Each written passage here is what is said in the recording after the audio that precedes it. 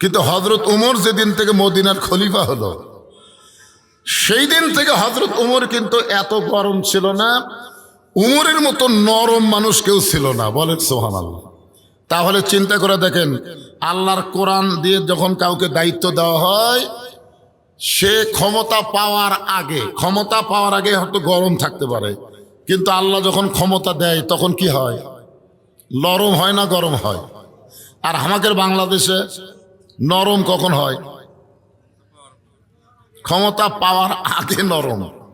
গরিবের বন্ধু, সমাজসেবক, জনদরদি নেতা গাড়ির থেকে নামে ফকিরক সালাম দেয়, আসসালামু আলাইকুম চাচা কেমন আছেন? ফকির চারিদিকে তাকায় দেয়, কে রে বাবা, কারে সালাম দিলে?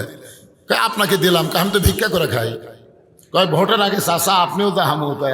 আই নেতা রে, ভোটের আগে নেতা এত নরম হয়ে গেছে, সাধারণ মানুষের কাছে গিয়ে হাত ধরে ধরে মনে করতেছে নেতার চাইতে ভালো মানুষ কেউ নাই।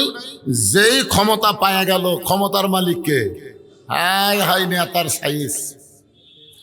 কিন্তু আল্লাহর কোরআন দিয়ে যখন রাষ্ট্র চলবে, আগে থাকবে এমন রাস্তাতে গেলে শয়তান 40 দিন যায় না। সেই মানুষটা অর্ধ পৃথিবীর খলিফা হইয়া জুমার দিনে যখন খুতবা দেয়, এমন সময় একজন সাহাবী দাঁড়িয়ে বলতেছে, আমিরুল মুমিনিন, আপনার খুতবা আমরা শুনবো না। ওমর ফারুক চমকে গেল, কি জন্যে ভাইজান? আমার দোষটা কি? কোন দোষে আমার খুতবা শুনবা না? সাহাবী বলতেছে, আমাদেরকে খাটো পাঞ্জাবি দিয়া আপনি লম্বা জুব্বা পরে খুতবা দিচ্ছেন, আমাদেরকে খাটো পাঞ্জাবি দিয়ে আপনি লম্বা জুব্বা কোথায় পাইলেন?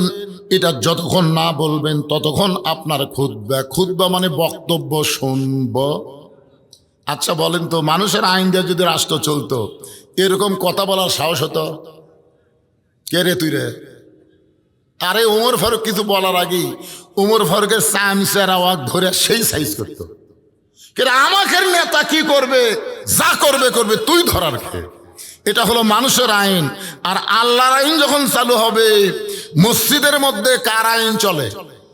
ইমাম যদি 4 রাকাত নামাজে 3 রাকাতে বসে, ইমাম যদি দাওরা পাস হয়, ডবল টাইটেল পাস হয়, কিন্তু অটো ভ্যান চালক চিন্তা করবে, আসরের নামাজ তো 4 রাকাত, 2 বৈঠক, 2 রাকাত আর 4 রাকাত, ইমাম যে 3 রাকাতে বসলো, অটো ভ্যান চালক আল্লাহু আকবার বলছে, আল্লাহু আকবার, কি সাহস! ইমাম ভুল করছে, ভ্যান চালক লোকমা দিছে, ইমাম মনে মনে বলতেছে 41 সালের আগে আমি উঠবো না। এই মনে করে ইমাম যদি বসায় থাকে, স্বৈরাচারী হয়ে বসে থাকে, আপনার বলেন তো মসজিদের মুসল্লি ভ্যানালার পক্ষে যাবে না নেতার পক্ষে যাবে? কারণ ভ্যানালা যেটা বলছে এটাই ঠিক, ইমাম যেটা করতেছে এটা ব্যাঠিক। আল্লাহর ঘরের মধ্যে ঢুকে নবীর তরিকা মোতাবেক নামাজ পড়াবার পারলে তুই ইমাম, যদি পড়াবার না পারিস তোকে পরিবর্তন করে আর একটা নেতা বানাবো। কারণ মসজিদে কোনো মানুষের আইন চলে না, মসজিদে আইন চলে কার? আরো জোরে বলেন। আচ্ছা, আমাদের বাংলাদেশে মসজিদে আল্লাহর আইন চলে, সমাজে চলে না কেন? এ না চলার পিছনে কারণ কি আপনারা জানেন? কারণ হলো, আওয়ামী লীগকে যদি জিজ্ঞাসা করেন মসজিদ কার ঘর, বলবে আল্লাহ। বিএনপিকে জিজ্ঞাসা করেন মসজিদ কার ঘর, আল্লাহ। জামাত ইসলামকে জিজ্ঞাসা করেন মসজিদ কার ঘর, আল্লাহ। যে দলই করুক না কেন, যদি মসজিদ ব্যাপারে বলেন কার, সবাই বলবে আল্লাহ। বাংলাদেশের সমস্ত দলের মানুষ মসজিদ আল্লাহর ঘর বিশ্বাস করছে, কিন্তু গোটা বাংলাদেশও যে আল্লাহর এই বিশ্বাস এখনো করেনি। ধরে এখন কথা ঠিক কিনা? আপনারা বলেন তো, মসজিদ কার? দেশ কার? পৃথিবী কার? খালি মুখ দিয়ে ধারাপথের মতন আল্লাহর আল্লাহ, ঠিকই, কিন্তু মসজিদের মতো বিশ্বাস করেনি বলে মসজিদে কোনো রাজনীতি চলে না। সব দলের মুসলমান এক কাতারে নামাজ পড়ে। ধরে কোন কথা ঠিক কিনা? কারণ আল্লাহর ঘরের মধ্যে দলাদলি চলবে না, আল্লাহর ঘরের মধ্যে আগে পাঠ চলবে না, কাতার সোজা করা লাগবে। তো আল্লাহর ঘরের মধ্যে বিশ্বাস করলেন, বাহিরে বিশ্বাস করতেছি না। কারণ একটা, আজকে আমরা বলবো তাবারাকাল্লাযী বিয়াদিহিল মুলক ওয়া হুয়া আলা কুল্লি শাইইন কদির। গোটা পৃথিবীর রাজত্ব, কর্তৃত্ব, মালিকানা একমাত্র কার হাতে? সমস্ত ক্ষমতার মালিক কে? না, আপনার খুব জোরে বললেন না। আমাদের 5 ফেরের 4 স্টলে গল্প হচ্ছে, বুঝলেন? যা আগে আওয়ামী লীগ ক্ষমতা ছিল, আগামীতে বিএনপি ক্ষমতাতে আসতেছে। আগে কে ছিল ক্ষমতা, আর আগামীতে বিএনপি আসতেছে। আমি এই কথা শুনে বললাম নাউজুবিল্লাহ নাউজুবিল্লাহ নাউজুবিল্লাহ। আমার এই নাউজুবিল্লাহ শুনে 3-4 জন বলছে যে হুজুর আপনি কি বিশ্বাস করেন না? আমি বললাম না, বিশ্বাস করেন না, কারণ আওয়ামী লীগও ক্ষমতা ছিল না, বিএনপিও ক্ষমতা আসবে না, সব সময় ক্ষমতায় থাকবে না আমার আল্লাহ। জোরে খান কথা ঠিক কিনা? আপনার বলেন তো, আওয়ামী লীগ ক্ষমতা ছিল, যদি আওয়ামী লীগ ক্ষমতা থাকে তাহলে 24 সালের 5ই আগস্ট খবর কি? কথা কয় না, কি খবর? তাহলে বিএনপিও ক্ষমতা আসতেছে না। আল্লাহ ইচ্ছা করলে কাউকে ক্ষমতা দেয় পরীক্ষা করার জন্য, লিয়াবলুয়াকুম আইয়ুকুম আহসানু আমালা, তোমাদেরকে পরীক্ষা করা হবে সুন্দর আমলের জন্য। ব্যবসায়িক হবে অপমান করে ন্যাংটা করে ক্ষমতার থেকে নামায় দেওয়া হবে। জোরে কোন কথা ঠিক কিনা? তাহলে সবসময় যিনি ক্ষমতায় তিনি কে? ওয়াহুয়া আলা কুল্লি শাইইন কদির, প্রত্যেকটা বিষয়ের উপরে একমাত্র ক্ষমতা কার? এই কথা বলার সময় যারা জবান খুললেন না, সমস্ত বিষয়ের উপরে ক্ষমতা কার, এই কথাটাও আপনি জবান খুলে বললেন না। বিশ্বাস করেন, আপনি লেখা রাখেন মরার 2 দিন আগে আল্লাহ আপনার জবান বন্ধ করে দিবে। 2 দিন আগে থেকে আপনি কেন ও করবেন আর কথা মুখ দিয়ে বাড়াবেন না। কি জন্য? এই কোরআনের হক কথাটা, সমস্ত ক্ষমতার মালিক আল্লাহ, এই কথা যখন আপনি বলবেন না, মরার সময় আপনার মুখে আল্লাহ আল্লাহ উচ্চারণ আল্লাহই করতে দিবে না, আল্লাহই করতে দেবে না। কারণ মুনাফিকের মুখে কোনোদিন ঈমানের কলেমা মরার সময় উচ্চারণ হবে না। জোরে কোন কথা ঠিক কিনা? এই জন্য এখন থেকে চর্চা করার দরকার আছে না নাই? সমস্ত ক্ষমতার মালিককে আরো জোরে জোরসে বলুন মাশাআল্লাহ। এবার তো ঠিক হলো।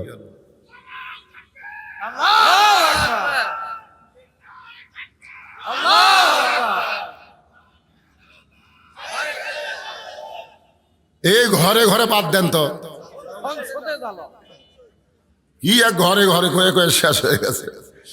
আশা করতেছি ইনশাআল্লাহ আল কোরআনের আলো, কোরআন হাদিস যেখানে, দুনিয়ার মুসলমান লিল্লাহে তাকবীর। হ্যাঁ, একটু মনোযোগ দিয়ে শুনবেন। তো এখন উমর ফারুকের চোখ দিয়ে পানি পড়তেছে কার ভয়ে? আরো জোরে, পাঞ্জাবি লম্বা। হায় হায়, হাক্কা তুকাতিহির ব্যাখ্যা করতে গিয়ে বলতেছে একটু মনোযোগ দেবেন। এমন সময় আব্দুল্লাহ ইবনে ওমর, ওমর ফারুকের সন্তান, যোগ্য সন্তান, 30 পারা কোরআনের হাফেজ। সুবহানাল্লাহ কোন না কেন? হাদিসের হাফেজ। শুধু 30 পারা কোরআনের হাফেজ না, হাদিসের হাফেজ। চিন্তা করে দেখেন নেতার বেটার যোগ্যতা কেমন হওয়া দরকার। আল্লাহর কোরআন দিয়ে যখন বাংলাদেশ চলবে, তখন নেতার বেটারা যতই শিক্ষা গ্রহণ করুক, আল্লাহর কোরআনের শিক্ষা তাদের জন্য বাধ্যতামূলক হবে। জোরে কোন কথা ঠিক কিনা? আল্লাহর কোরআন দিয়ে যখন বাংলাদেশ চলবে, তখন যিনি তিনি শিক্ষামন্ত্রী হবার পারবেন না। শিক্ষামন্ত্রী হতে গেলে আল্লাহর কোরআন নবীর হাদিসের জ্ঞান থাকা লাগবে। জোরে কোন কথা ঠিক কিনা? 95% মুসলমানের দেশে তখন ঘোষণা হবে খায়রুকুম মান তাআল্লামাল কোরআন ওয়া আল্লামাহ। ওই ব্যক্তি হলো পৃথিবীর সবচাইতে দামি সম্মানী, যে আল্লাহর কোরআন শিখেছে এবং অপরকে কোরআনের শিক্ষা দেয়। তখন আগডম বাগডম গরম সাজে ঢাক ঢোলক ঝাঁঝর বাজে, এই মিথ্যা শিক্ষা বাতিল হয়ে যাবে। মুসলমানের দেশে আল্লাহর কোরআন নবীর সুন্নাহ মোতাবেক শিক্ষা চালু হবে। জোরে কোন কথা ঠিক কিনা? এখন তো যা ইচ্ছা তাই চলতেছে। আমাদের ছোট ছোট বাচ্চাদেরকে পবিত্র হওয়ার জন্য শুরুতে কোন শিক্ষা দেওয়া দরকার? পবিত্রতা শিক্ষা দেওয়া লাগবে না? একটা মাদ্রাসায় গিয়ে দেখবেন একটা বাচ্চা পেশাব করে কি করতেছে, আর একটা প্রাইমারি যা দেখবেন তুমি কি করতেছে, দেখবেন তো। মাদ্রাসার বাচ্চা পেশাব করে পানি খরচ করতেছে, ওযু করতেছে, কারণ কি? লা ইয়ামুসসুহু ইল্লাল মুতাহহারুন। ততক্ষণ পর্যন্ত এই কোরআন শরীফ স্পর্শই করা যাবে না যতক্ষণ পবিত্র না হবে। আর ক্লাস 2 এর ছাত্র কান্দের উপর ব্যাগ লিয়ে খাড়া হয়ে পেশাব করতেছে। কেরে বেটা বসে পেশাব কর, কেমনে পেশাব করা লাগে তোর স্যার শিখাইনি? ও তখন মুসকে হাসার বলে, চাচা প্রাইমারি পেশাবখানা যায় দেখি আমার স্যারই খাড়া হয়ে পেশাব কর, আর স্যারই খাড়া হয়ে মারে, তাহলে বসবে? এইরকম অপরিষ্কার অপবিত্রতার দিন শেষ করে আগামীতে পবিত্রতার দেশ বাংলাদেশ গড়ে তোলা লাগবে। জোরে কোন কথা ঠিক কিনা? মান সাআলাল্লাহু তাআলা আশ-শাহাদাতা বিসিদকিন বাল্লাগাহুল্লাহু মানাজিলাশ শাহাদা ওয়া ইম্মাতা আলা ফিরাশিহি রাওয়াহুল বুখারী কিতাবুল মাগাজি। আল্লাহ রাসূল বলেন, কোরআনের বিজয়ের আন্দোলন করতে গিয়া কেউ যদি শাহাদাতের তামান্না নিয়ে অন্তর থেকে আল্লাহর কোরআনের কর্মী হয়ে যায়, ওই মাতা আলা ফিরাশিহি, সে যদি নিজের বিছনাতেও মৃত্যুবরণ করে, বাল্লাগাহুল্লাহু মানাজিলা শুহাদা, হাসরের ময়দানে আল্লাহ তাকে শহীদদের কাতারে দাঁড় করায় দেবে। তো তাহলে চেষ্টা করার দরকার আছে না নাই? জোরে করে আছে না নাই? হ্যাঁ, চেষ্টা করতে হবে ভাইজান। কারণ আমাদের বাংলাদেশে ওসমান হাদির নাম শোনেন আপনারা? আকাশেতে লক্ষ তারা, একটা চাঁদের আলো, হাজার কোটি মানুষের চাইতে একজন ওসমান হাদি ভালো। ওসমান হাদি কিন্তু মরে নাই। প্রত্যেকটা গ্রামে বাচ্চা জন্ম নিচ্ছে। মুসলমানের ছেলে জন্ম নেওয়ার সাথে সাথে কোন নাম ছেলের রাখবে, তারা কিন্তু অনেক ছেলের নাম ওসমান হাদি রাইকা দিছে। একটা ওসমান হাদি দুনিয়া থেকে চলে গেল, হাজার হাজার ওসমান হাদির জন্ম হচ্ছে। ধরে কোন কথা ঠিক কিনা? আপনার মনে করেন মরে গেছে, আসলে মরে নাই। আল্লাহ কোরআনে বলেছেন, ওয়ালা তাকুলু লিমান ইউকতালু ফি সাবিলিল্লাহি আমওয়াতুন বাল আহইয়াউ ওয়ালাকিন লা তাশউরুন। আব্দুল্লাহ ইবনে ওমর বাবার পাশে দাঁড়ায় বলতেছে, রে নবীর সাহাবীরা, আমার বাবার জুব্বা লম্বা দেখে বাবার খুতবা তোমরা বন্ধ করে দিলে, কিন্তু আমার দিকে তাকায় দেখো, আমার পরনে কোনো নতুন কাপড় নাই। তোমরা খাটো পাঞ্জাবি হলেও তো নতুন পোশাক পরেছ, কিন্তু আমার পরে নতুন কোনো কাপড় নাই।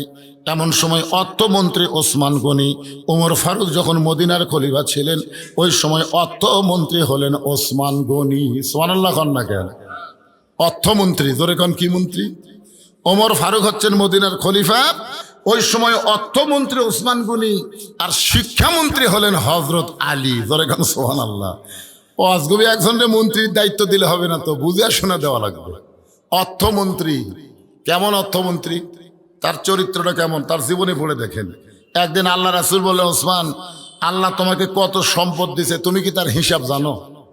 ওসমান গনি বলতেছি, ইয়া রাসূলুল্লাহ, যেদিন থেকে স্বাবলম্বী সামর্থ্যবান লোকের উপরে জাকাত ফরজ হয়ে গেছে, সেদিন থেকে অবশ্যই হিসাব রাখতে হবে। কারণ শতকরা 2.5 টাকা জাকাত দেওয়া কার হুকুম? তাহলে আল্লাহ যাদের সম্পদ দিছে, আপনারা বলেন তো হিসাবের দরকার আছে না নাই? খালি ভোটের সময় হিসাব দেওয়া, যারা প্রাপ্তি হচ্ছে তারা হিসাব দিচ্ছে, আমার এত টাকা আয়।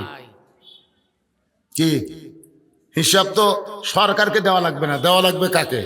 কথা বলেন কাকে? তাহলে আপনার সম্পদের হিসাবের দরকার আছে না নাই? আজকে অনেকে বলে, হুজুর আমার কত টাকা আছে আমি নিজেই জানি না। তুই জাহান্নামী, তুই জাহান্নামী। কারণ যেই বেটা সম্পদের হিসাব জানে না, সে ঠিক মতো জাকাত আদায় করে না। জোরে কোন কথা ঠিক কিনা? জাকাত আদায় করা নামাজের মতোই ফরজ। যেখানে নামাজের কথা আছে সেখানে জাকাতের কথা আছে না নাই? জোরে কোন আছে না নাই? তো ওসমান গনি বললেন, অবশ্যই তো একটা হিসাব আছে। আল্লাহ রাসূল বলেন, হিসাবটা দাও তো।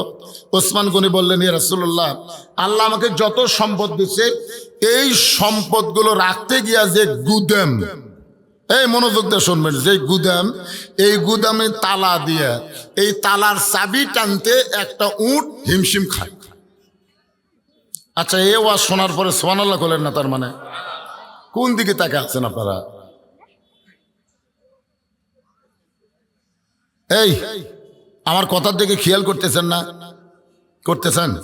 তাহলে কত সম্পদ আল্লাহ যে সম্পদ দিচ্ছে, সেই সম্পদ গুদামে রাখে। এই গুদামে তালা দিয়া গুদামের চাবি টানতে একটা উট হিমশিম খায়।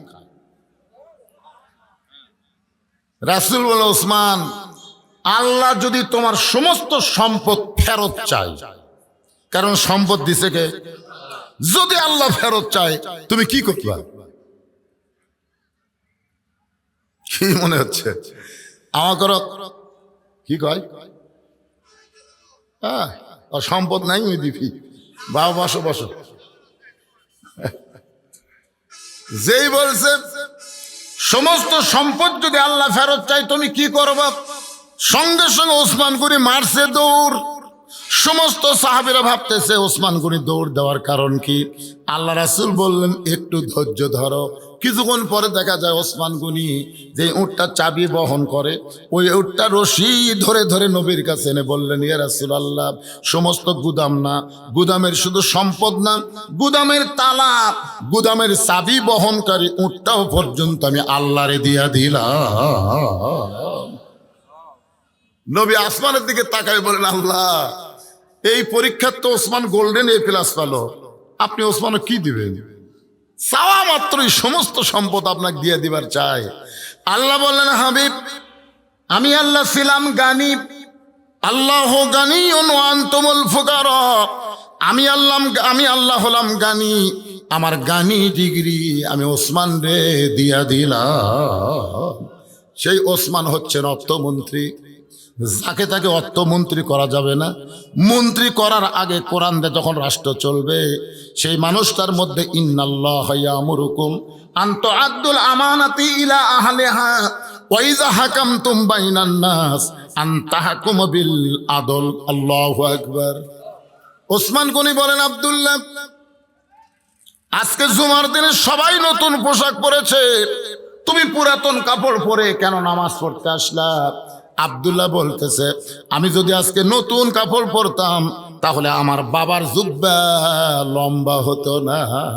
রে নবীর সাহাবীরা, তোমরা হয়তো জানো না, যেদিন থেকে আমার বাবা মদিনার খলিফা হয়েছে সেদিন থেকে আমার বাবার দায়িত্ব হলো সবাই ঘুম পাড়বে, আর আমার বাবা চোরের মতন চুপি চুপি একা একা মানুষের দুঃখ কষ্ট নিজের চোখে দেখবে। কার ভয়ে? কার ভয়ে? কোনো নিরাপত্তা নাই, কোনো পুলিশ নাই, কোনো র্যাব নাই। বাংলাদেশের মতন ৯৬টা দেশের খলিফা একা একা ঘোরে, আর আমাকে এমপি একলা আসুক তো, তুই বলে গরিবের বন্ধু আয়, পুলিশ আসিস কেন? মন্ত্রীরা একলা আসো, পুলিশ ছাড়া বার হওয়ার পারে না। তার মানে কি? আল্লাহকে পুরাপুরি নিরাপত্তা দানকারী বিশ্বাসী করে, ঠিক কিনা বলেন? আল্লাহ কোরআনে কি বলেছেন? ওমাইয়া তাওয়াক্কাল আলাল্লাহি ফাহুয়া হাসবুহু। আল্লাহর প্রতি যারা ভরসা করবে আল্লাহই তাদের জন্য যথেষ্ট হয়ে যাবে। জোরে কান সুবহানাল্লাহ। অনেকে নিরাপত্তা কর্মীর হাতে গুলি খাচ্ছে, জোরে কান কথা ঠিক কিনা? আপনারা বলেন তো, নমরুদক মারছে কে? মশা মারছে? নমরুদক মারছে কে? যাই মাথাত বেড়াচ্ছিল তাই মারছে, জোরে কান কথা ঠিক কিনা? বেড়াতে বেড়াতে একসময় মনে হয় কি এক দায়িত্ব নিলাম রে, ই আরামে ঘুম পাড়ে আর আমি মশাক বাড়ানোর জন্য মাথার বাড়ি, ই তো ঘুম পাড়ে, মার বাড়ি। এমন বাড়ি মারছে মাথা ফাটা মশা বলতে তুইও বাঁচলো, হবো বাঁচলো। আজকে যাদেরকে নিরাপত্তা মনে করতেছ এরা নিরাপত্তা না, যে কোনো সময় তোমার নিরাপত্তার বিঘ্ন ঘটায় দিবে। জোরে কোন কথা ঠিক কি না?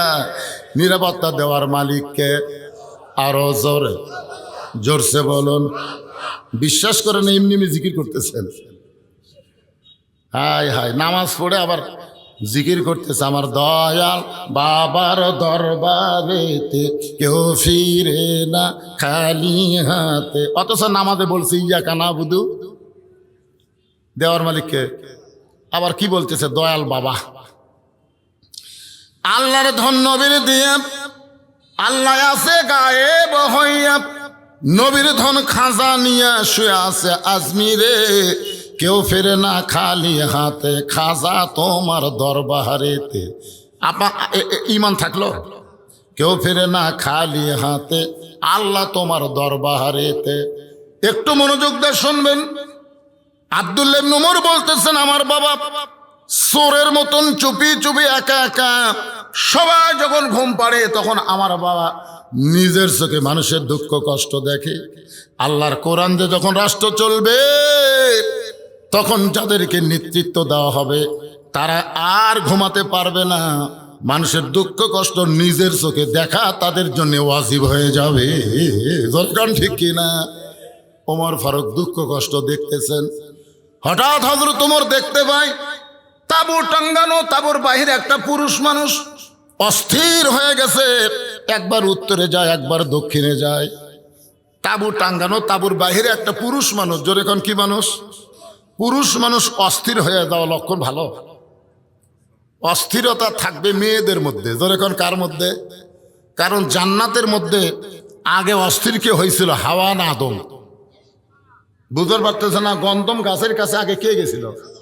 হাওয়া। মেয়েরা হবে অস্থির আর পুরুষ হবে স্থির। শত কষ্টের মধ্যেও পুরুষকে অস্থির হওয়া যাবে? কথা বলেন না কেন? যাবে? যাবে না ভাইজান। মেয়েরা অনেক সময় অস্থির হতে পারে, মেয়েদের কথা আলাদা। আল্লাহ কোরআনেও বলেছেন, আর রিজালু কাওয়ামুনা আলান নিসা, পুরুষেরা থাকবে উপরে, নারীরা থাকবে কোথায়? উপরে যদি পুরুষ থাকে, নারীরা কুড়ি থাকবে, এটা বলা লাগবে। তা আমাদের বাংলাদেশের পুরুষেরা একটু সজাগ হন তো। আমরা বহুদিন মেয়ে মানুষের নিচে ছিলাম, আর যেন ভবিষ্যতে কোনো মেয়ে মানুষের নিচে যাওয়া না লাগে, আগামীতে যেন পুরুষেরাই সবকিছু করে, এটা একটু দেখার চেষ্টা করার দরকার আছে না নাই? আল্লাহ কবুল করুক, জোরে করে আমিন। ওমর ফারুক দেখলেন তাঁবুর বাইরে একটা পুরুষ মানুষ অস্থির হয়ে উত্তরে যায় দক্ষিণে যায়। আল্লাহ রাসূল বলেছেন, কাউকে যদি তুমি শান্তি দিবার চাও, সবচাইতে বড় দোয়া হলো সালাম দেওয়া। জোরে কন কি দেওয়া?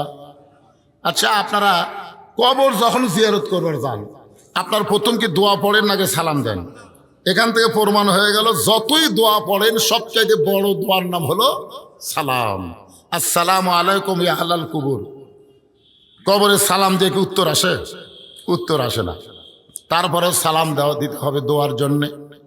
ওমর ফারুক লোকটাকে স্থির করার জন্য সালাম দিলেন, আসসালামু আলাইকুম ইয়া আব্দুল্লাহ। লোকটা সালামের উত্তর দেয় না। ওমর ফারুক আবার সালাম দিলেন, আসসালামু আলাইকুম ইয়া আখি। লোকটা সালামের উত্তর দেয় না। ওমর ফারুক আবার যখন সালাম দেওয়ার জন্য যেই বলছে আসসালামু, সঙ্গে সঙ্গে লোকটা বলে, এই মিয়া, বারবার আমাকে সালাম দেশ কেন? বারবার আমার কি জন্য সালাম দেশ? আমি কত বড় বিপদে আছি তুই জানিস? ওইটা যে হযরত ওমর, ওই লোকটাকে জানে, কারণ চোরের মতন একা একা ঘুরতেছে অর্ধ জাহানের খলিফা, এটা বিশ্বাস হয়। তুমি আমারে বারবার সালাম দাও, আমি এমন বিপদের মধ্যে আছি, তোমার দোয়া দিয়ে আমার কোনো কাজ হচ্ছে না।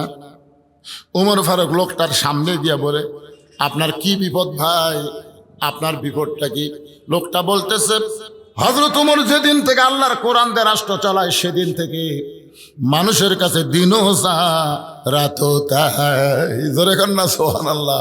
ওই লোকটা হযরত ওমরের সামনেই বলতেছে, হযরত ওমর যেদিন থেকে আল্লাহর কোরআন দিয়ে রাষ্ট্র চালায়, সেদিন থেকে মানুষের কাছে দিনও যা রাতও তাই। আমাদের বাংলাদেশে বর্তমানে দিন আর রাত কি সমান? এখন কিন্তু রাতের বেলা আমরা বক্তারা খুব বিপদে আছি। অনেক রাস্তা তেল তেলা হলেও কিন্তু আমরা যাবার পারতেছি না, চোর ডাকাতের ভয়ে। আমরা ভাঙ্গা রাস্তা নিরাপদ মনে করে বাড়িতে আসতেছি।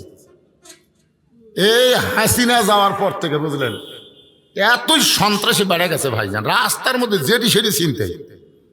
এখন হয়তো বলবেন, হুজুর আপনি হাসিনার তারিফ করতেছেন। আচ্ছা, আমাদের বগুড়া শহরের দিকে তাকালে মাঝে মধ্যে হাসিনার কথা মনে হয় না? তল দেও গাড়ি যায়, উপর দেও গাড়ি যায়, এটা করলো কে? কথা কর না কেন? এটা কে করলো? যে ওবায়দুল কাদের আজকে মরিছে না বাঁচে আছে, এই নিয়ে ফেসবুকে খুব ঝড় উঠতেছে। আর যাই হোক, আমরা কিন্তু রাস্তাঘাট ভালোবাসি, তোর এখন কথা ঠিক কিনা? যেটা হাসিনার ভালো বড়াই লাগবে ভাইজান, বড়াই লাগবে। কিন্তু হাসিনার সবচেয়ে যেটা খারাপ করছে সেটা হলো আলেম ওলামাদের সঙ্গে, ইসলামের সাথে, ইসলামী শিক্ষার সাথে গাদ্দারি করেছে। জোরে কোন কথা ঠিক কিনা? কথা বলেন। এক আল্লামা সাইদি হুজুরকে যদি হাসিনা ছাড়া দিত, বাংলার মুসলমান ওর উপর এত রাগ করত না। কিন্তু জেলখানায় বন্দি রেখে তাকে আবার হাসপাতাল নিয়ে গিয়ে হত্যা করলো। এই যে ভারতের কথা মতো হাসিনা চলার কারণেই অধিকাংশ মানুষ হাসিনার এত ভালো কাজ দেখেও কিন্তু তারা তার উপর খেপে গেছে। কথা বলেন ঠিক? হ্যাঁ, আমি ভবিষ্যতে যারা বাংলাদেশের ক্ষমতার মসনদে বসবেন তাদেরকে বলতেছি, খবরদার এই ভারতের পক্ষ অবলম্বন করেন না। কারণ বাংলার মুসলমান আর যাই হোক, ভারতের দালালি তারা পছন্দ করে। জোরে কর না কেন? করে। কেন করে না? যেই ভারত আমাদের 400 বছরের পুরাতন বাবরি মসজিদ ভাঙ্গা ওই জায়গায় রাম মন্দির তৈরি করলো। ভারতে মন্দির বানানোর বহু জায়গা আছে, কিন্তু কোনো জায়গায় ফাঁকা জায়গায় মন্দির না বানায়া মসজিদ ভাঙ্গা সে জায়গায় মন্দির বানানোর পর থেকে বাংলার মুসলমানের কলিজার মধ্যে ভারত হলো 1 নম্বর শত্রু। ধরে কোন ঠিক কিনা? একটু মনোযোগ দেবেন। বাংলার মুসলমান নামাজ যদি নাও পড়ে, তারপরেও তারা কিন্তু মসজিদকে ভালোবাসে, বাসে না ভাইজান? আমার এলাকার 2 বেনামাজি গন্ডগোল লাগে, বলতেছে বিশ্বাস যদি না করিস মসজিদ ছুঁয়া কোমরে চ। ওরা কিন্তু নামাজ পড়ে না। তা আমি কইলাম, কে রে ভাই নামাজ পড়িস? কয় না। তো মসজিদ? কয় মসজিদ আল্লাহর ঘর হুজুর, আমরা বিশ্বাস করি। শোনেন, মুসলমানের নামাজ না পড়লো মসজিদকে তাদের জীবনের চাইতে বেশি ভালোবাসে। কথা কন ঠিক কিনা? এই জন্য ভারত বাবরি মসজিদ ভাঙ্গার পর থেকে আমাদের কলিজার মধ্যে একটা আগুন আছে না নাই? এই ভারতের পক্ষে যারা কথা বলবে, বাংলার মুসলমান তাদেরকে সহ্য করবে না। কথা প্রসঙ্গে কথা আসলে বললে আপনাদের বললাম, একটু খেয়াল করবেন। লোকটা বলতেছে হযরত ওমর যখন আল্লাহর কোরআন দিয়ে রাষ্ট্র চালায়, তখন প্রত্যেকটা মানুষের জন্য দিনও যা রাতও তাই। তুমি জানো না, তুমি জানো না। কি ভাইজান কি না? শোনেন, আজান কি জন্য? নামাজের জন্য, ঠিক না? আজানের উত্তর দেওয়া মানে কি? সবাইকে দেওয়া লাগবে না, এখান থেকে যে কোনো একজন উত্তর দিলেই চলবে। আর আজান দেওয়া মানে আমাদেরকে নামাজের জন্য ডাকতেছে। ধরে কোন কথা ঠিক কিনা? এখন আমরা নামাজ পড়বো না? এ ভাই, এখানে যত মানুষ বসে আছেন, আমরা কি এসে নামাজ পড়বো না?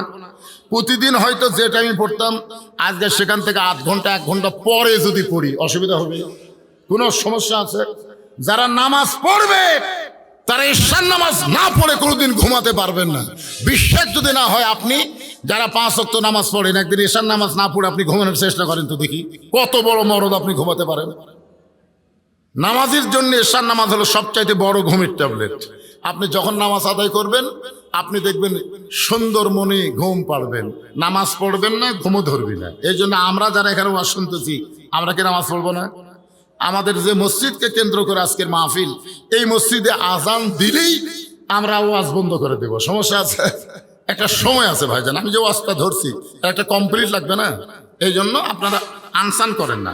যারা পিছনে দাঁড়িয়ে আছেন, আপনারা আল্লাহর রাস্তায় বসেন, বসেন, সবাই বসেন। বসার জায়গা যতক্ষণ আছে আল্লাহর রাস্তায় একটু বসেন। সবাইকে অনুরোধ করতেছি আপনারা বসেন।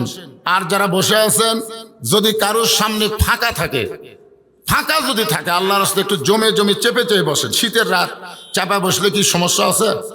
যদি ফাঁকা যার সামনে আছে তাকে বলবো একটু জমে বসেন। আর যারা পিছনে রাস্তায় দাঁড়িয়ে আছেন, সবাই আল্লাহর রাস্তায় বসেন, একটু জিকির করেন লা ইলাহা ইল্লাল্লাহ, জোরে লা ইলাহা ইল্লাল্লাহ, লা ইলাহা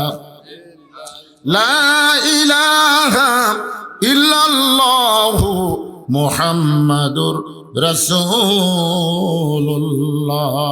সকলে বলি সাল্লাল্লাহু আলাইহি ওয়াসাল্লাম। কি জানো করলো আবার?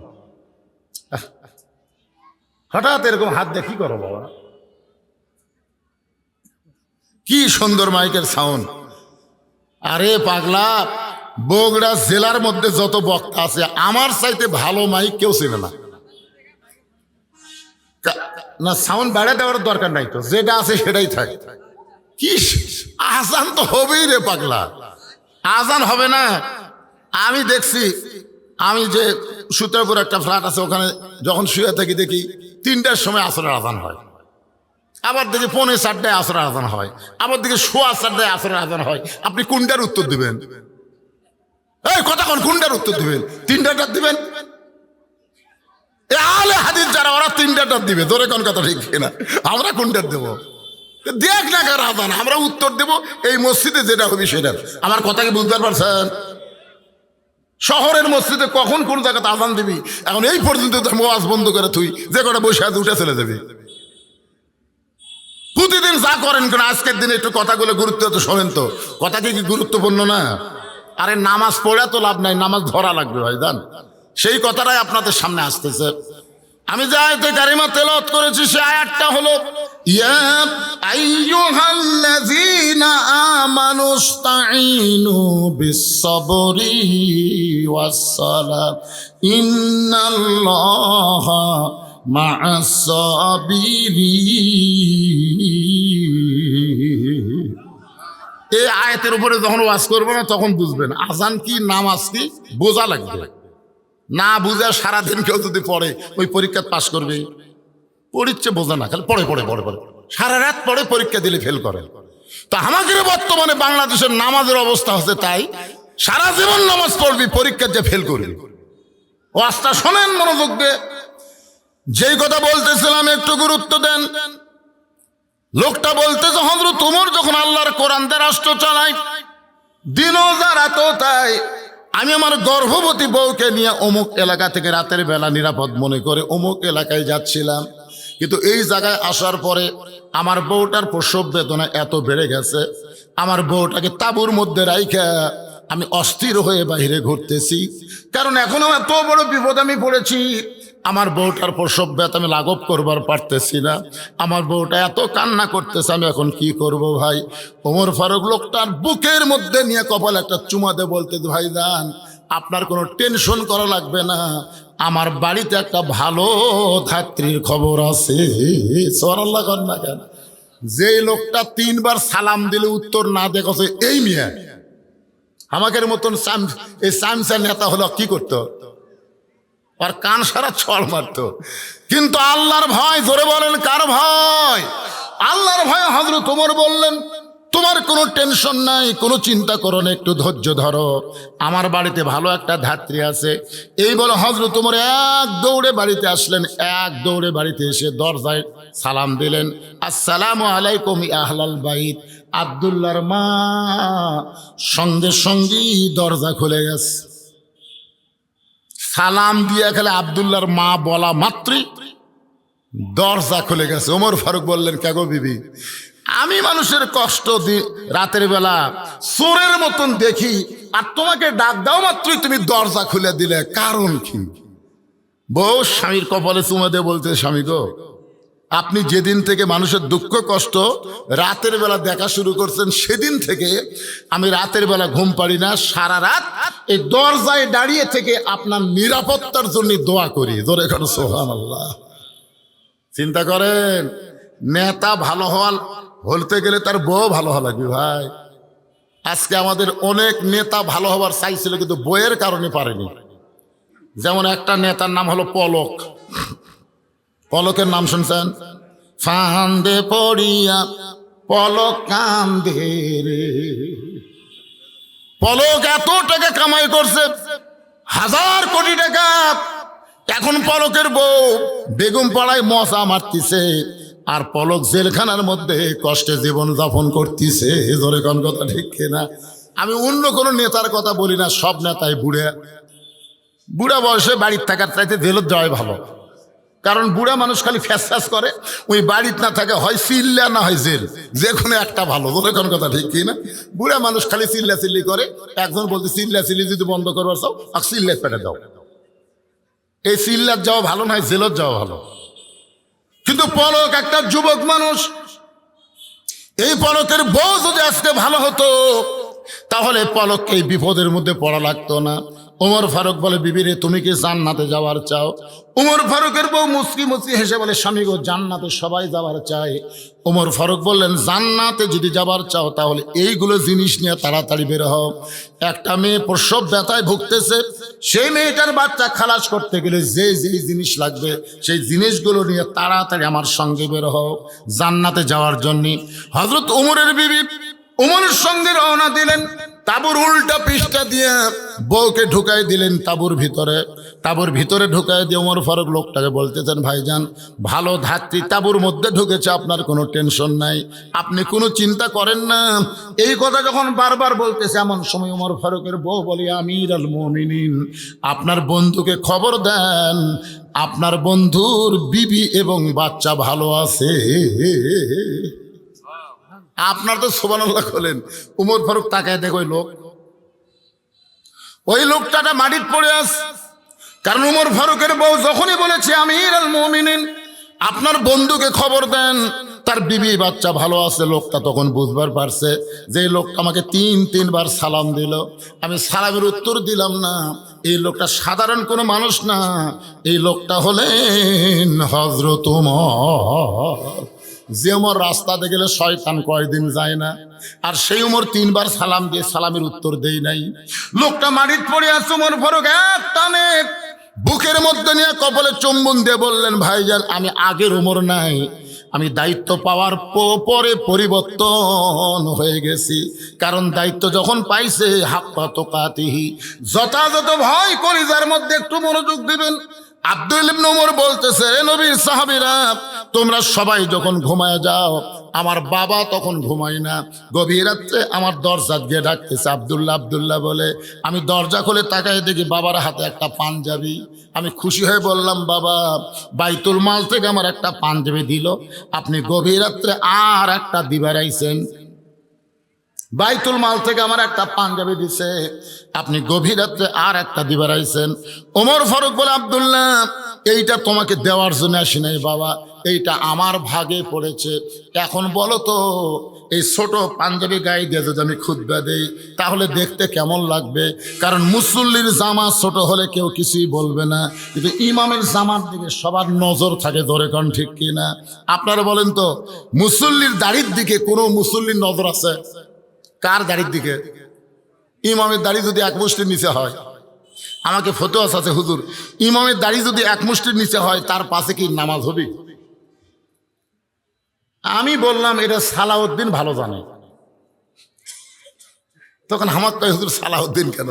বলে, সালাউদ্দিন দাড়ি মোট চাষা এক ব্যক্তিকে জাতীয় ইমাম ঘোষণা করছে। ধরে কোন কথা ঠিক কিনা? জাতীয় ইমাম, জাতীয় নেতা কওয়া যাবে কিন্তু জাতীয় ইমাম কওয়া যাবে না। আমি বললাম, ইমামের দাড়ি আপনি কিভাবে মাপলেন? বলে, ইমাম যখন খুতবা দেয় তখন দূর থেকে আমার মুঠ দিয়ে ইমামের দাড়ি আন্দাজ করে দেখি আমার মুঠের চাইতে ছোট হবে। আমি বললাম, ভাইজান আপনার দাড়ির খবর কি? বলে, আমার দাড়ি আমি মুঠ দিয়ে মাফি না। তো আপনার দাড়ি মাফেন না, ইমামেরটা মাফেন কেন? বলে, হুজুর মুসল্লির যাই হোক ইমামের ঠিক থাকা লাগবে। যেই বাংলাদেশে ইমামের দাড়ি মানুষ মুঠ দিয়ে মাপে, সেই বাংলাদেশে যাকে তাকে ইমাম ঘোষণা করা যাবে। কথা বলেন, জোরে কথা বলেন, যাবে? ওমর ফারুক বললেন, আব্দুল্লাহ তোর পাঞ্জাবিটা আমাকে দান করে দে। আব্দুল্লাহ বলে, গভীর রাত্রে আমার পাঞ্জাবি আমার বাবাকে দান করে দিলাম। আমার পাঞ্জাবি বাবার পাঞ্জাবি একত্র করে বাবা লম্বা জুব্বা বানায় খুতবা দেয়। এখন বলো বাবার খুতবা শোনা যায় কিনা যায়? সমস্ত সাহাবীরা চিল্লায় বলে, আত্তাকুল্লাহ হাক্কা তুকাতিহি, আল্লাহর ভয় যখন যথাযথ দুনিয়াতে চালু হয়ে যাবে তখন মুসলমানেরা এমন ভালো মানুষকে নেতা হিসাবে দেখতে পাবে। লিল্লাহে তাকবীর, ওয়ালা তামুতুন্না ইল্লা ওয়া আনতুম মুসলিমুন। মুসলমান যদি মরতে চায়, যার তার আইন মানা যাবে না, আল্লাহর কোরআনের আইন মেনে চলতে হবে। তারপরে মুসলমান হয়ে মরা সহজ হবে। আর মুসলমান হয়ে কেউ যখন মৃত্যুবরণ করবে তাকে কবরের কোনো চিন্তা করা লাগবে না। আল্লাহ কোরআনে বলেন, ইন্নাল্লাযীনা ক্বালু রাব্বুনাল্লাহু সুম্মা ইসতাকামু তাতানাজ্জালু আলাইহিমুল মালাইকা আল্লা তাখাফু ওয়া লা তাহজানু ওয়া আবশিরু বিল জান্নাতিল্লাতী কুনতুম তুআদুন।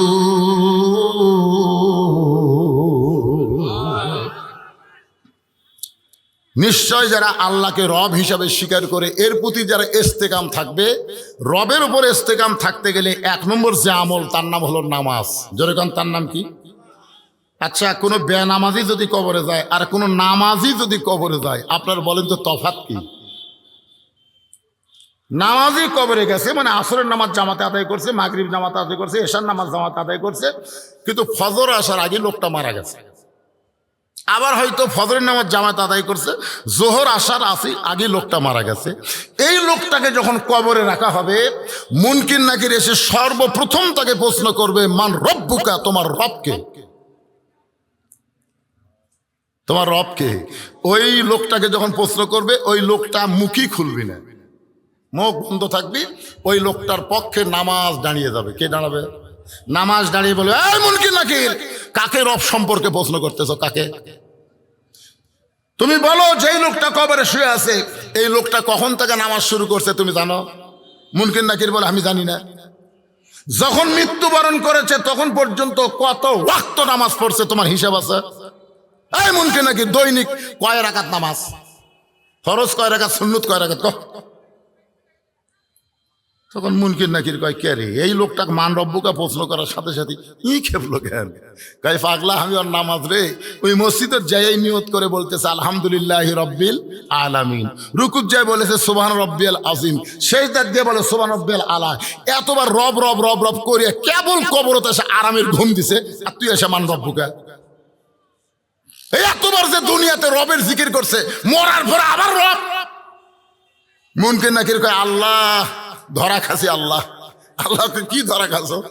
তোমার বান্দাকে মান রব্বুকে প্রশ্ন করার সাথে সাথে নামাজ যে খেপা খেপছে, আল্লাহ বলে যে নামাজ নিয়ে কবরে আছে ওর রবের উত্তর সহ সব উত্তর হয়ে গেছে। ধরে করছো আর আল্লাহ এই জন্যে আপনার নামাজ ছাড়া যাবে না, নামাজ নিয়ে যাবেন। এখানে যত মানুষ বসে আছেন আপনারা বলেন তো এখান থেকে বাড়ি যাবার পারবেন তার গ্যারান্টি কার আছে? একটা লোক দাঁড়িয়ে বলেন হুজুর আমার বাড়ি এদের শাকপালা সবচেয়ে সামনে, আমি বাড়ি যাবই।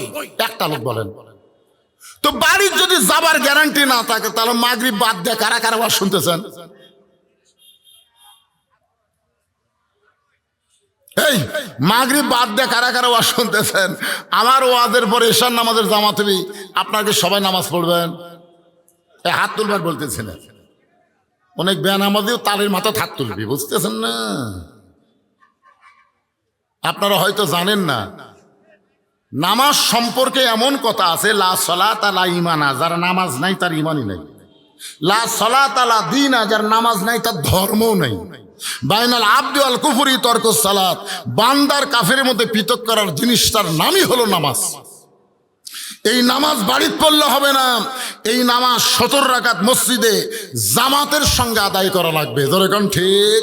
আর এই নামাজ সম্পর্কে আল্লাহ বলেছেন যারা আমাকে বিশ্বাস স্থাপন করেছো আস্তাঈনু বিস-সাবরি ওয়াস-সালাত ইন্নাল্লাহা মা'আস-সাবিরিন, যারা আমাকে বিশ্বাস স্থাপন করেছো আমি আল্লাহর কাছে যদি তোমরা কিছু পাওয়ার চাও তাহলে ধৈর্য আর নামাজের মাধ্যমে চাও। আল্লাহর কাছে পাওয়ার গেলে কি লাগবে? ধৈর্য, নামাজ, ধৈর্য। আচ্ছা বলেন তো ধৈর্য আর নামাজ একসাথে আল্লাহ কেন বললেন?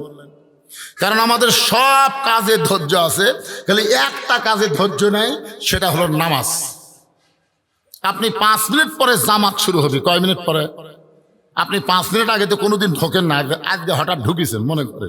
কোনোদিনও কিন্তু আকামত দেওয়ার আগে ঢোকেই না, কিন্তু আজকে হঠাৎ মনের ভুলে 5 মিনিট আগে ঢুকেছে। ঢুকে বারবার খালি ঘড়ি দেখতেছে, বারবার নিজে দেখে আবার পরেরটা বলতেছে ভাই দেখ তোর কয় মিনিট আছে? এখনো 3 মিনিট ভাই। ওও খুব দুর্বল হয়ে বলতেছে এখনো 3 মিনিট ভাই। তখন বলতেছে আজ ঘড়ি লড়তেছে না রে, আজ ঘড়ি লড়তেছে না। এই লোকটাই নামাজ শেষ করে চা স্টলে বসে 1 ঘন্টা গল্প করবি, একবারও ঘড়ি দেখবি না।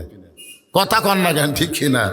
কারণ সবচাইতে মসজিদের মধ্যে গেলে মানুষ অস্থির হয়ে যায়। আসলে দোয়া পড়তেছে আল্লাহুম্মা ফতাহলি আবওয়াবা রহমাতি, এমন একটা রহমতের দরজা দিয়ে তোমার ঘরে ঢুকলাম। যতক্ষণ মসজিদের নামাজের জন্য অপেক্ষা করবেন ততক্ষণ আল্লাহ তাআলার অবারিত রহমত আপনাদের উপর বর্ষণ হবে। ধরে কোন সুবহানাল্লাহ। তাহলে ওই জায়গায় গিয়ে এত অস্থির হওয়ার কারণ কি? এই কারণে আল্লাহ অন্য জায়গায় বললেন কদ আফলাহা মান তাযাক্কা ওয়া যাকারা ইসমা রাব্বিহি ফাসাল্লাহ। সাইকেল চালাইতে চালাইতে পেডেল বন্ধ করলে সাইকেল যেমন বন্ধ হয় না, দুনিয়ার মায়া মহব্বত নিয়ে মসজিদে গিয়ে নামাজের নিয়ত করলেও তার নামাজ হয় না। আপনারা বলেন তো আগে সাইকেল চালাতে চালাতে হঠাৎ পেডেল বন্ধ করছে, সাইকেল কি বন্ধ হবে? ওই যে আগে পেডেল মারার কারণে সাইকেলে একটা গতি তৈরি হয়েছে, এই গতির কারণে বহুদূর পর্যন্ত সাইকেল চলে যাবে।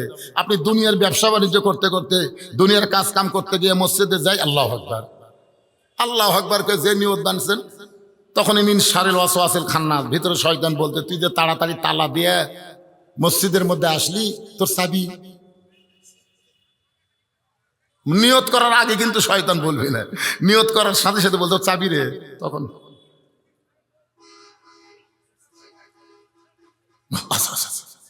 আপনার বলেন তোর নামাজ আছে? হাদিসে আছে বিস্তারিত, হুজুরি কলব ব্যতীত করছেন কালেও নামাজ তোর হবে না। তবে কেন গাও জোয়ারি, মানুষকে দেখাও নামাজ পড়ি, ও তোমার সিদ্ধ বীজে সুফসল ফলে না। আজও কেন আল্লাহর নামাজ ধরতে পারলা না? আল্লাহ কয় নামাজের জোরে ফায়েশা কাজ যাবে দূরে, পাক কোরআনে রয়েছে ঘোষণা। এখন আকাম কুকাম নামাজ রোজা একসাথে বান্দিয়া বোঝা, জাহান নামে দিয়া সরওয়ানা। আজও কেন আল্লাহর নামাজ ধরতে পারলা না? আমার এলাকার এক নামাজি মসজিদ থেকে বের হয়ে বলতেছে, আমাকে চিনিস? আমাকে চিনিস? মুখ সামলা কথা বলিস, খালি বগুড়ার থেকে ঘুরে আসাই তো সাইজ করবো।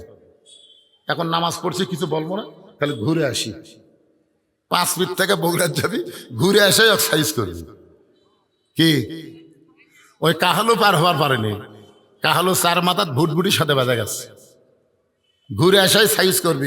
ও সাইজ কে করছে? কথা কর না কেন, কে করছে? যাকে বলছে ঘুরে আসাই সাইজ করবো, ওই আবার 250 গ্রাম আঙ্গুর কিনক দেখতে গেছে, যায় দেখে শহীদ যে মেডিকেল কলেজে রোবটের মতন ব্যান্ডেজ করা থাকে।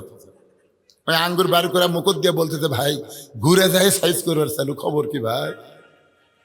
কই আমি নামাজ পড়ে রোজা করে মানুষ হবার পারলাম না রে, কারণ মনুষ্যত্ব আমার ভিতরে নাই। যে নামাজ মানুষকে মানুষ বানায়, যে নামাজ মানুষকে যাবতীয় বেহুদা খারাপি ফাইসা থেকে হেফাজত করে, আজকে আমরা সেই নামাজ আদায় করতে পারতেছি না। জোরে কোন কথা ঠিক কিনা? দৌড়ে যায় আল্লাহ আকবার, দৌড়ে যায় আল্লাহ আকবার। অনেক লোক মসজিদের মধ্যে ঢুকতে পারে কিন্তু নামাজের মধ্যে ঢুকতে পারে না। এত সোজা না ভাইজান। ওয়াসজুদ ওয়াক্তারিব, আল্লাহ কোরআনে বলেছেন সেজদা মানুষকে আল্লাহর নিকটে পৌঁছায় দেয়। রাসূল বলেছেন আনতা আবুদুল্লাহ কান্নাকা তারাহু ফাইল্লাম তাকুন তারাহু ফাইন্নাহু ইয়ারাকা। যখন আল্লাহর বান্দা আল্লাহর ইবাদতের মধ্যে শামিল হয়, ওই বান্দাটা আল্লাহর সাথে দেখা করতে পারে, যদি নাও হয় আল্লাহ তাকে দেখতেছে, এই বিশ্বাস তার কলিজার মধ্যে চলে আসে। ধরে কন্যা সুবহানাল্লাহ। আজকে সেই মসজিদকে কেন্দ্র করে মাহফিল। আমি সময় যতটুকু দিয়েছে মাগরিবের পরে অন্য আরেকটা মাহফিল থাকার কারণে আল্লাহর ঘর মসজিদকে ভালোবেসে, নামাজকে ভালোবেসে, এখন যদি আপনাদের কাছে মসজিদের উন্নয়ন কল্পে কিছু চাওয়া হয়, আপনি কি দিবেন? ওসমান গনির মতন মনে করেন তো সমস্ত সম্পদের মালিককে। এখন যদি আপনার কাছে ব্যাগ যায়, মসজিদের দান বাক্স আপনাকে সামনে গেছে, বাক্স যায় না, আপনার পকেটে 500 টাকার নোট আছে, 200 টাকার নোট আছে, 100 টাকার নোট আছে, 10 টাকার নোট নাই, আপনি কি দান বাক্স টাকা দিবেন? 500, 200, 100।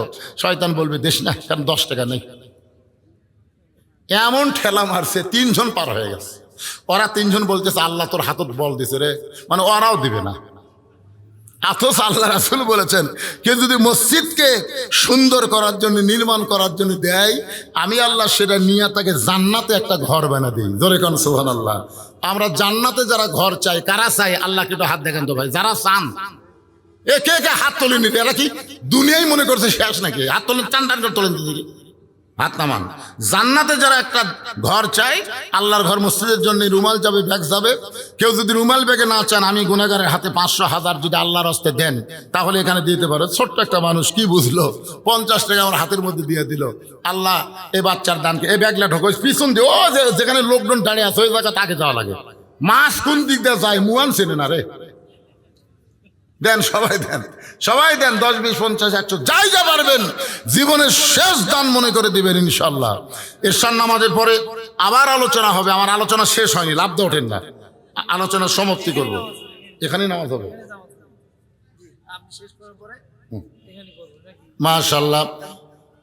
দেখেন, যেটা আপনার সিদ্ধান্ত নেবেন সেটাই হবে। আল্লাহ তোমার একজন পুরানো টাকা দিলে, এত পুরাতন টাকা দিলে, ভালো টাকা নাই। মাশাআল্লাহ। আল্লাহ তোমার একজন পাগল 500 টাকা দান করছে আল্লাহ, আর একজন 100 টাকা, আর একজন 200 টাকা দান করছে আল্লাহ। আল্লাহ দানকে কবুল করো আল্লাহ। আর একজন মাশাআল্লাহ, আল্লাহ তোমার পাগল, তোমার জান্নাতে একটা ঘর চাই, 500 টাকা দান করেছে আল্লাহ, দানকে কবুল করো আল্লাহ। একলাই কয়েক দিবে, একলা খাড়া হতে দেখেন, আর লোক নাই। আরো দুইটা ছেলে দাঁড়াও তো, ভিতরে দাঁড়াও। আল্লাহ আর একজন 200 টাকা দান করছে, আল্লাহ তোমার ঘরের জন্য কবুল করেন। আর একজন 500 টাকা দান করছে, আল্লাহ আপনি কবুল করেন। আমার মা বোনদের কাছে বিশ্বস্ত লোক পাঠাবেন, আমার মায়েরা মসজিদকে ভালোবাসে, মসজিদের জন্য তারা দান করবে। দান করেন। বাপ মা যাদের কবরে গেছে, বাপ মার কথা মনে করে দান করেন। তো এই শীতের রাতে বাপ মা কবরে কেমনে আছে ভাই? কিছু দান করে বাপ মার কবরটা জান্নাতের বাগান বানাতে চাই। এজন্য আল্লাহর হস্তে দান করবেন, আল্লাহর হস্তে দান করবেন, অযথা ছোটাছুটি করবেন না। স্টেজের দিকে আসেন, যাই যা পারবেন খুশি হয়ে দান করবেন। যেটা দিবেন আর সদকাতু তারুদ্দুল বালা, দান সদকা করলে আল্লাহ বালা মুসিবতকে দূর করে দেয়।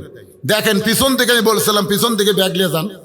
কিছু লোক তো এমন আছে যে দান করাকে জুলুম মনে করে। আল্লাহ কোরআনে বলেছেন, অমা তুনফিকু মিন শাইইন ফি সাবিলিল্লাহি ওয়াফা ইলাইকুম ওয়া আনতুম লা তুজলামুন। এটাকে তোমরা জুলুম মনে করো না। তোমরা যেটা দিবে, আমি আল্লাহ ফকির না রে, তোমরাই ফকির। তুমি আমাকে 10 দাও, ওয়াফা ইলাইকুম, আমি তোমাকে 100 ফিরাই দিব। এ কথা কি আমার না আল্লাহর? তাহলে আপনারা আল্লাহ দিতে ভয় পান কেন? আল্লাহ কি নিবে? আল্লাহ ফেরত দিবে। আল্লাহ বলেছেন আমি তোমাদের দিকে ফিরাই দেব। আল্লাহর একজন বান্দা 100 টাকা দান করছে, আল্লাহ দানকে কবুল করেন। যারাই যে নিয়ত করে দান করতেছে, আল্লাহ সকলের নেক নিয়ত নেক আশাকে আল্লাহ আপনি কবুল করেন। আল্লাহুম্মা আমিন। ইয়া আইয়ুহাল্লাযীনা আমানুস্তাঈনু বিস-সাবরি ওয়াস-সালাম ইন্নাল্লাহা মা'আস-সাবিরিন।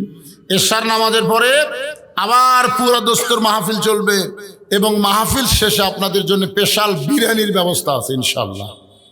খালি না, স্পেশাল বিরিয়ানির ব্যবস্থা আছে গরুর গোশত দিয়ে। শেষ পর্যন্ত আপনারা থাকবেন। মাগরিবের পরে যে হারে আপনারা এসেছেন তাতেই মাহফিল টইটুম্বর হয়ে গেছে। এরপরে তো মাহফিলের বেড়া খোলা লাগবে ইনশাআল্লাহ। তাই এই জন্য আপনারা সবাই আসবেন। আমার জামাই সহ আরো কিছু বক্তা আছে, তারা আলোচনা করবে। আমি সংক্ষিপ্ত একটা মোনাজাত করবো আপনাদের নিয়ে, একটু বসেন। আল্লাহুম্মা আমিন। আল্লাহুম্মা আনতাস সালাম ওয়া মিনকাস সালাম তাবারাকতা ইয়া যাল জালালি ওয়াল ইকরাম। আয় আল্লাহ, মাগরিবের নামাজের পর থেকে এই পর্যন্ত যতটুকু আলোচনা করলাম, আল্লাহ যদি কোনো ত্রুটি বিচ্যুতি হয় মাফ করে দাও। যা হাদিয়া মঞ্জুর করো সোনার মদিনায় কবুল করে নাও। যারা কষ্ট করে মেহনত করে তোমার মসজিদকে কেন্দ্র করে জান্নাতের বাগান লাগাইছে, আল্লাহ তাদের সকলকেই জান্নাতি মানুষ হিসেবে কবুল করে নাও। আজকের মাহফিলের সম্মানিত সভাপতি কবুল করো, আজকের মাহফিলের সহসভাপতি কবুল করো, আজকের মাহফিলের প্রধান অতিথি বিশেষ অতিথির আল্লাহ কবুল করো। আল্লাহ মসজিদ কমিটিকে কবুল করো। যারা কষ্ট করে এত সুন্দর আয়োজন করেছে, আল্লাহ তাদের সকলকে মাফ করো। আমার মা বোনদেরকে কবুল করো। আল্লাহ মেহেরবানি করে, আমি অসুস্থ, আমার মতো অসুস্থ অবস্থায় যারা হাত তুলেছে সবাইকে সুস্থতার নিয়ামত দান করো। আমরা সেই দিন খুবই তৃপ্তি পাবো, শুধু কোরআন শুনবো না, যেদিন কোরআন মোতাবেক আমরা চলতে পারবো। আল্লাহ কোরআন মোতাবেক চলার একটা পরিবেশ আমাদের বাংলাদেশে দান করে দাও। সুবহান রাব্বিকা রাব্বিল ইজ্জাতি আম্মা ইয়াসিফুন ওয়া সালামুন